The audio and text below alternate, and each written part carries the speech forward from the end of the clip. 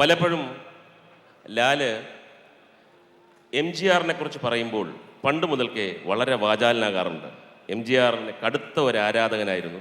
ഇരുവർ എന്ന ചിത്രത്തിൽ MGR role തന്നെ മണിരത്നം വെച്ച് നീട്ടിയപ്പോൾ അത് പെട്ടെന്ന് എനിക്ക് തോന്നിയത് ഒരു പ്രാർത്ഥനയുടെ ഫലമായിരിക്കും, അല്ലെങ്കിൽ അത്ര കടുത്ത ആരാധന മനസ്സിലാക്കി ദൈവം കൊണ്ട് കൊടുത്തതായിരിക്കും.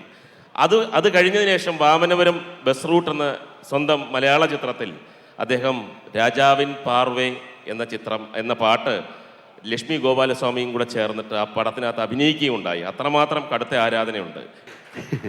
തീർച്ചയായിട്ടും ഈ രാജാവിൻ പാർവേ എന്നുള്ള ഗാനം MS വിശ്വനാഥൻ സംഗീത സംവിധാനം ചെയ്ത് അക്കാലത്ത് ഏറ്റവും പ്രസിദ്ധമായൊരു ഗാനമാണ്. അതായത് ഏറ്റവും കൂടുതൽ വയലിൻ വെച്ച് പിന്നെ അന്ന് റെക്കോർഡ് ചെയ്തൊരു ഗാനമാണ്. അന്ന് പറയുന്നത് സ്റ്റുഡിയോയുടെ ഒരു വലിയ ഫ്ലോർ പൊട്ടിച്ചിട്ട് വയലിന് അതിൻ്റെ ഉള്ളിൽ നിറച്ച് അത് ഏറ്റവും മനോഹരമായൊരു ഗാനമാണ്. ഒരു കുതിരപ്പുറത്ത് MGR സരോജ ദേവിയും കൂടെ പോവുകയാണ്.